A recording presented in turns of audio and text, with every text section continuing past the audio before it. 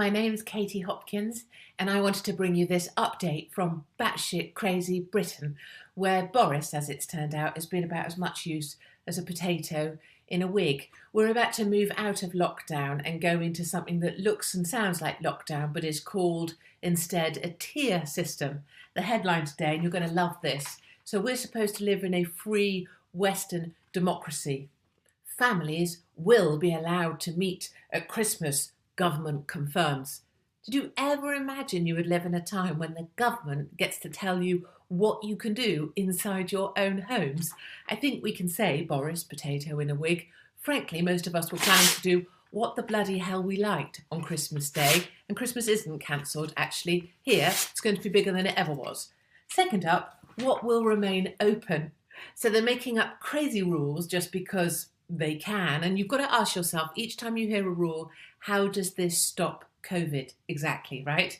This one, shisha bars can remain open, but they're not allowed to sell shisha. Which, I guess if you think about it, is a bit like saying hairdressers can open, but they're not allowed to cut hair.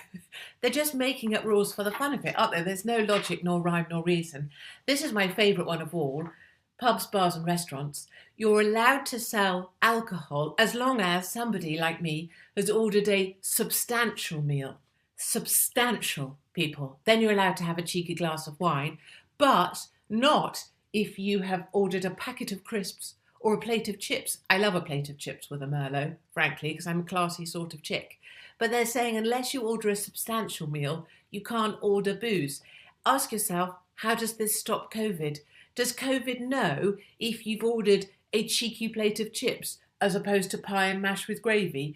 Does it mean that if you order just crisps, for example, COVID goes, oh, look at that person not having a substantial meal. I'll infect them with mild to moderate seasonal flu, people are calling it COVID, because they haven't ordered a substantial meal. I mean, it's absolutely nonsensical, all of this. And of course, what more could we need than the criminalisation of speech like mine? So me saying these kind of things will become hate speech because, thank God, everybody, Neil Bashu, the head of counter-terrorism in the UK, bear in mind there's Islamist threats and jihadi attacks all over the place, he's coming after people like me, people who are pro-medical choice, allowing you to make the decisions you want to make about your own body. He says that should be made a criminal offence. What I say to you, Neil, you bald-headed little weasel, come lock me up, because I would rather live standing on my feet than cower on my knees to look after my pay and pension.